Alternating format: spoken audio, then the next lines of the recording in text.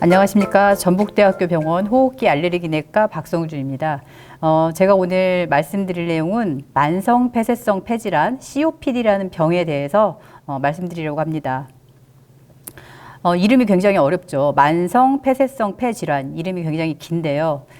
보통은 COPD라고 이제 줄여서 말하기도 합니다. 그래서 만성 폐쇄성 폐질환 COPD라는 병은 담배나 어떤 유해가스에 노출이 된다든가 아니면은 오염된 공기를 마신다든가 등의 다양한 유해 물질을 반복적으로 흡인을 해서 이 기관지 안쪽에 염증이 생기게 되고, 이 기관지 안쪽에 염증이 생김으로써 숨쉬는 기관지는 좁아지고 폐는 파괴되는 질환입니다. 보통 이제 기관지 안쪽에 주로 이렇게 기관지 구멍이 잘 유지가 돼야 되는 것이 염증이 일어나다 보니까 기관지 안쪽에 염증으로 인해서 퉁퉁 부어서 기관지 안이 좁아지기 때문에 환자는 호흡 곤란을 호소를 하고요. 폐는 원래 이렇게 꽈리 주머니 같은 많은 공기 주머니로 구성이 되는데, 이러한 공기 주머니들이 손상이 가면서 터지거나 커져서 기능이 떨어져서 환자는 이 안에 가래가 많이 차는 기침 가래 같은 증상을 나타내는 폐 기종과 만성 기관지염이 나타나는 질환이 COPD라는 병입니다. 왜 생기냐 하면은 앞에서 제가 처음에 말씀드린 것처럼 반복적으로 안 좋은 가스에 노출이 되는 거죠. 대표적인 것은 담배 연기고, 그래서 흡연이 가장 중요한 원인이고요. 그 이외에 요리나 난방 시에 발생하는 연기나 아니면 먼지가 많은 곳에서 일을 하거나 해로운 유해가스에 반복적으로 노출돼서 생기는 겁니다. 이게 반복적으로 노출돼서 생기는 거기 때문에 젊은 나이에 생기는 것이 아니고 반복적으로 오랫동안 노출됐던 40세 이상의 성인에게 생기는 병입니다. 이런 환자들이 얼마나 많으냐 궁금하죠. 이제 2008년도에 전 국민을 대상으로 시행한 국민건강영양조사 결과에 따르면 전체 인구에서 40세 이상에서 13.4%에서 발생을 하고요. 남자와 여자엔 다른데 남자가 당연히 흡연하는 환자들이 많겠죠. 그래서 이제 남자에서는 더 많은 환자들이 발생을 해서 40세 이상의 남자에서는 19.4%, 그리고 40세 이상의 여자에서는 7.9%에서 발생을 합니다.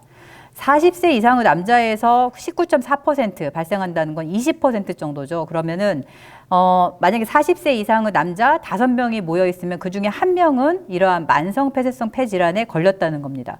굉장히 흔한 병이죠.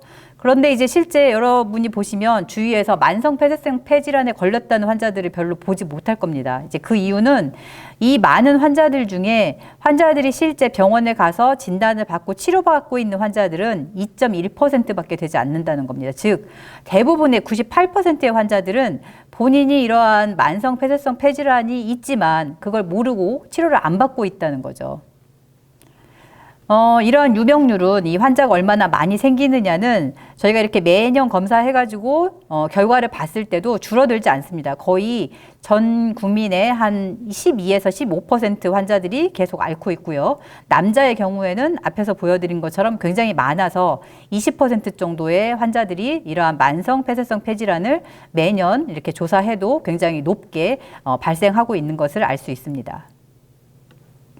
그러면 이러한 COPD라는 병이 그렇게 위험한 질환이냐 궁금하시죠? 실제 이제 우리나라에서 사망률 조사를 해보면 이러한 만성 하기도 질환으로 인해서 이제 이런 COPD라는 병이 만성 하기도 질환인데, 이 만성 하기도 질환으로 사망하는 환자들이 전체 사망 원인의 7위를 차지합니다. 굉장히 높죠. 그리고 이제 이 만성 폐쇄성 폐질환이라는 것이 계속적으로 노출하면서 올라가기 때문에 나이가 든 환자일수록 더 흔하게 발생을 하기 때문에 80세 이상의 사망 원인 중에서는 5위를 차지합니다. 근데 이러한 통계가 사실은 2010년이기 때문에 꽤 오래된 것이고요. 현재는 계속 올라가고 있고, 이 만성 폐쇄성 폐질환이 이러한 공기 오염에 의해서 증가하고 있고, 또 연세 드신 분한테 굉장히 늘어나는데 우리나라 인구가 노령화되고 있죠. 그런 경향과 더불어서 사망 원인으로도 더욱더 떠오르고 있는 질환입니다. 그래서 이러한 COPD라는 병은 굉장히 많을 뿐더러 굉장히 위험한 질환이죠. 그러면 내가 이러한 질환에 걸린지 어떻게 아느냐? 당연히 증상을 통해서 알 수 있겠죠. 그러면은 이러한 COPD에서 주로 나타나는 증상을 한번 보시면 굉장히 흔한 흔한 증상들입니다. 그래서 만성적이고 점차 진행하는 호흡곤란 대부분 많이 굉장히 있으시죠. 연세 드신 분들. 이런 호흡곤란이나 기침이나 가래가 오래 지속되는 겁니다. 그런데 이러한 호흡곤란, 기침, 가래라는 증상들이 뭐 많은 그 병에 의해서도 생길 수 있고, 이게 오래 가다 보니까 나는 원래 이렇게 숨이 좀 차는 사람, 아니면 나이가 들어서 숨이 차는 사람, 이렇게 생각을 해서 환자들이 이런 흔한 증상으로 인해서 내가 COPD를 가지고 있다고 생각을 못해서 병원을 이제 찾지 않는 거죠. 그래서 그럼 나는 COPD를 갖고 있느냐, 나 스스로 어떻게 점검을 할 수 있겠는가 보시면 40세 이상, 그러니까 이제 젊은 나이에서는 잘 발생하지 않기 때문에 40세 이상인데 내가 흡연이라든가 아니면 안 좋은 공기에 오랫동안 노출이 됐다든가 이런 흔한 COPD를 일으키는 원인에 내가 오랫동안 노출이 됐다고 생각을 하면서 호흡곤란, 기침, 가래가 계속 만성적으로 있다. 이런 경우에는 혹시 내가 COPD를 갖고 있지 않은지 한 번쯤 의심을 해야 합니다. 이렇게 의심을 해서 병원에 가서 폐기능 검사를 해서 진단을 하면은 쉽게 진단을 할 수가 있습니다. 이 폐기능 검사라는 것은 이 COPD라는 병이 기도가 좁아져서 환자가 호흡곤란이 생기기 때문에 그 호흡 능력을 측정하는 겁니다. 이러한 폐기능 검사는 이제 큰 병원에서는 이렇게 큰 기계를 통해서 측정을 할 수가 있고요. 좀 작은 병원에서는 아니면 개인 병원에서는 이러한 작은 기계를 통해서 측정을 합니다. 그래서 이 폐기능 검사를 통해서 내가 가지고 있는 폐기능이 떨어져 있는가 봄으로써 내가 COPD라는 병을 갖고 있는지 진단을 할 수가 있죠. 그래서 앞에서 제가 보여드린 호흡곤란이라든가 기침, 가래가 이렇게 만성적으로 있으신 분들은 가까운 병원에서 이런 폐기능 검사를 시행을 하는 게 필요하겠고요. 적어도 한 번은 시행을 해보고 내가 폐기능이 현재 얼마인가 체크를 해보는 게 중요하겠고, 현재 폐기능이 정상이라고 하더라도 1년이나 2년에 한 번은 폐기능 검사를 다시 시행해서 더 떨어지지 않는지 보는 것도 필요하겠습니다. 그러면 나는 원래 숨이 찬데 내 주위에 있는 나와 비슷한 친구들도 숨이 찬 것 같은데 과연 내 증상이 심한 건가 이제 잘 모르시겠죠. 저희가 보통 환자가 이러한 COPD에 의해서 증상을 나타내는 것을 여러 가지 검사를 통해서 이제 이 환자가 얼마나 심한가 평가를 하는데 그 중에 가장 많이 평가하는 것은 호흡곤란의 정도입니다. 그래서 호흡곤란의 정도가 보통 평지를 빨리 걷거나 아니면 오르막길에서 숨이 차고 힘들다 이런 정도도 내가 병적으로 호흡곤란을 갖고 있다고 생각을 하셔야 되고요.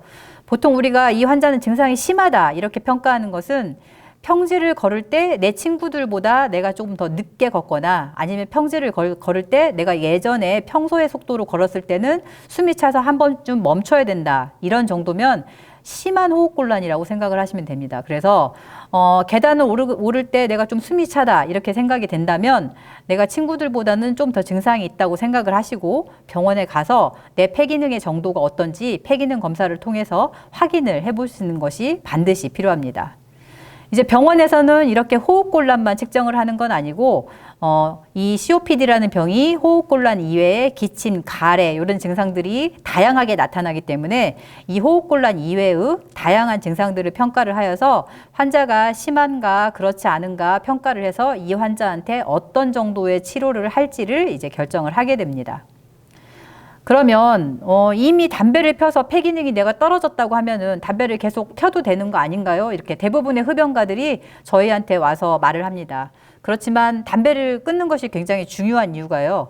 이제 지금 현재 갖고 있는 환자의 폐기능이 중요한 것이 아니고 나이가 들어서 폐기능이 더 감소하지 않고 유지되는 것이 중요한데 보통은 담배를 피지 않아도 나이에 따라서 폐기능은 이렇게 정상적으로도 약간씩 감소를 하게 됩니다.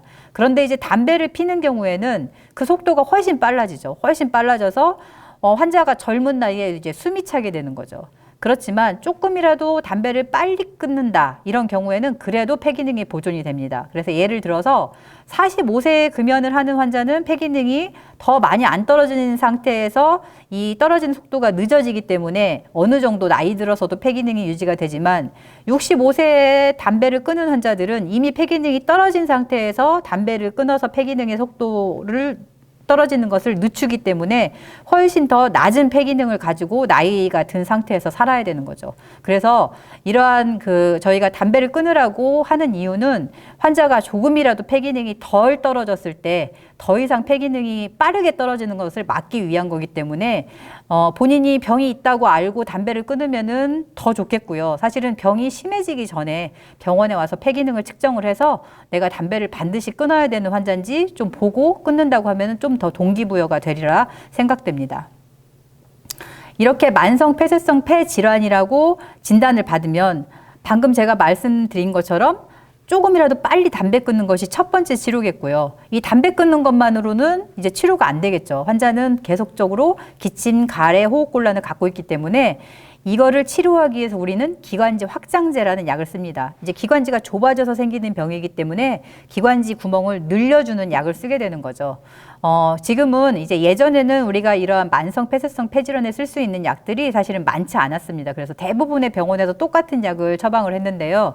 최근에 그 세계적인 그 제약회사에서 굉장히 좋은 약들이 많이 출시가 되어서요. 현재는 굉장히 다양한 기관지 확장제를 가지고 있습니다. 그리고 예전에는 기관지 확장제도 한 가지 역할만 할 수 있는 기관지 확장제가 있었는데 최근에는 이 기관지 확장제를 두 가지를 합해서 하나의 그 이런 용기에 넣는다든가 세 가지를 합해서 하나의 용기에 넣는다든가 이렇게 약제들이 굉장히 좋아진 약제들이 굉장히 많아짐으로써 환자들이 치료를 했을 때 효과도 훨씬 더 기대할 수가 있기 때문에 이렇게 본인이 증상이 있다 그럼 병원에 와서 진단을 해서 좋은 약제를 사용하는 것이 중요하겠습니다. 보통 이제 우리가 약을 쓴다고 하면은 환자들이 먹는 약을 쓴다고 생각을 하는데요. 이러한 만성 폐쇄성 폐질환에서는 먹는 약을 쓰시는 게 아니고 흡입제라는 걸 씁니다.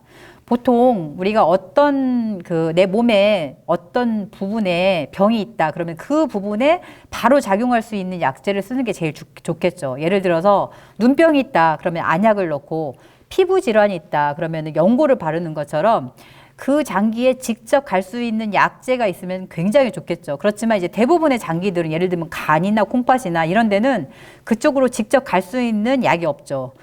보통 약을 먹어서 약이 피에 흡수돼서 전신을 돌아서 그 장기까지 가게 되죠. 그렇지만 굉장히 다행히도 폐는 직접 폐로 갈 수 있는 약제가 있습니다. 바로 흡입제입니다. 약을 흡입을 하면은 기도를 통해서 폐로 직접 가기 때문에 약제가 바로 그 우리가 치료하고자 하는 장기로 가게 되죠. 그러면 이렇게 되면 장점이 뭐냐? 약이 직접 그 장기로 가기 때문에 치료 효과가 빨리 나타나고 훨씬 좋은 치료 효과를 기대할 수가 있고요.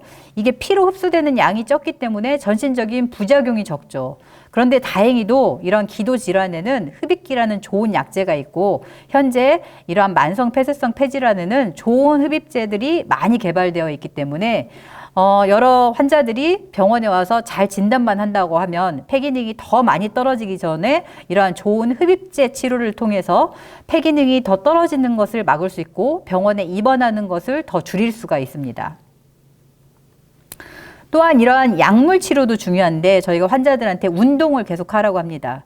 이 운동을 했을 때는 실제 폐 기능이 좋아지게 하는 건 아니지만 환자가 가지고 있는 호흡곤란의 정도가 훨씬 덜하다고 느낄 수가 있습니다. 그래서 환자에게는 저희가 약물 치료도 하시고 운동도 규칙적으로 하세요. 이렇게 저희가 권유를 하게 됩니다. 이 운동은 최소 주에 3회 그리고 한 번 할 때는 20에서 30분 정도 하는 게 좋겠고요.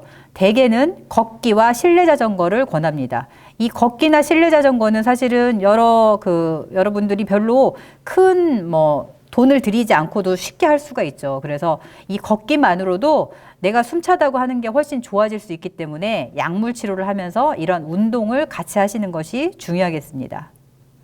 이제 실제 제가 보고 있는 환자를 한번 보여드리면요. 74세 남자고요. 몇 년 전부터 기침 가래가 있었고 계단을 오를 때 약간 숨이 차다고 해서 병원에 찾았습니다. 환자는 50년 동안 매일 한 갑씩 담배를 피우고 있었고요. 엑스레이를 찍어봤더니 정상처럼 보이지만 사실은 이게 비정상적인 엑스레이인 것이 이 폐에 공기가 빵빵하게 들어가 있는 엑스레이입니다. 이 폐에 공기가 빵빵하게 들어가 있는 이유가 이 기관지가 좁아지다 보니까 들어간 공기가 잘 못 빠져나와서 폐를 가득 채우고 있는 겁니다. 이제 그러다 보니까 효과적으로 호흡을 못하면서 환자가 호흡곤란을 나타내게 되는 거죠. 그래서 이 환자의 이제 폐기능 검사를 해봤더니 실제 이러한 만성 폐쇄성 폐 질환으로 폐기능이 떨어져 있는 것으로 나타났습니다. 이 환자의 경우에는 친구들과 비교해서 폐기능이 63입니다. 그래서 내 친구들과 비교해서 한 폐기능이 40% 정도는 이미 떨어져 있는 상태인 거죠. 그러면 40% 정도 떨어져 있으면은 환자가 평상시에도 굉장히 숨이 찼을 것 같지만 이 환자는 이렇게 73세라는 나이를 살면서 내가 나이 들면서 숨이 차구나 이렇게 느끼기도 했고, 또한 이제 이 떨어지는 폐기능이 갑자기 떨어지는 게 아니고 서서히 떨어졌기 때문에 그 폐기능에 맞는 정도의 본인의 그 폐활량만 사용을 하면서 생활을 했기 때문에 별로 운동량을 줄여서 숨이 차다고 그렇게 생각하지 못하면서 이제 살았던 거죠. 그러다가 이제 드디어 나이가 들어서 내가 숨이 차구나 느끼고 이제 병원에 왔을 때는 폐기능 이미 40%는 잃어버린 다음입니다. 그래서 최대한 빨리 증상이 있을 때 병원에 와서 폐기능 검사를 해서 질환을 빨리 진단을 받으셔야 이렇게 폐기능이 떨어진 다음에 병원에 찾는 일이 없겠습니다. 실제 이 환자 이렇게 폐기능 검사에서 만성 폐쇄성 폐질환으로 진단이 되었기 때문에 지금 현재 흡연을 하고 있기 때문에 담배를 끊을 것을 일단 첫 번째 권하고요. 흡입제 치료를 시작을 했습니다. 이렇게 다양한 기관지 확장제를 사용을 할 수가 있고요. 이 중에 이 환자에게 가장 적합한 기관지 확장제를 저희가 처방을 해서 이 환자에게 치료를 했고, 치료를 하면서 환자가 평상시에 갖고 있던 호흡곤란은 이제 많이 개선이 되었습니다. 제가 보여드린 이러한 환자가 실제 나 자신이라고 생각하시는 분도 굉장히 많을 겁니다. 굉장히 이 COPD라는 병은 어려운 병도 아니고 드문 병도 아닙니다. 굉장히 흔한 병이고 실제 내가 평상시에 느꼈던 증상이라고 생각하시는 분들이 굉장히 많을 겁니다. 그래서 본인이 이러한 가능성이 조금이라도 있다고 생각하신다고 하면 가까운 병원에 가셔서 폐기능 검사를 최대한 빨리 시행을 해서 최대한 빨리 진단받고 치료를 빨리 시작하는 것이 내가 앞으로 나이 들어서 80, 90까지 사는 데 있어서 숨이 안 차고 살 수 있는 길입니다. 실제 제 환자들 중에는 이미 폐기능이 너무 많이 떨어져서 와서 산소통을 들고 다니면서 외래를 보기도 하고 병원에 1년에 몇 번씩 입원을 해야 될 정도로 폐기능이 떨어져서 힘든 환자들이 굉장히 많습니다. 그 환자들이 조금이라도 빨리 이러한 COPD라는 병을 알아서 병원에 왔다고 하면 이제 그렇게 나이 들어서 고생하지 않았을 겁니다. 그래서 이러한 만성 폐쇄성 폐질환은 우리가 조금 더 잘 알고 빨리 병원에 찾을수록 나이 들어서 좀 더 편하게 살 수 있는 병이기 때문에 여러분들이 이러한 그 질환에 대해서 조금 더 걱정을 가지고 내가 조금이라도 이 병일 것 같다. 그런 경우에는 병원에 최대한 빨리 가시는 것이 필요하겠습니다. 네. 경청해 주셔서 감사합니다.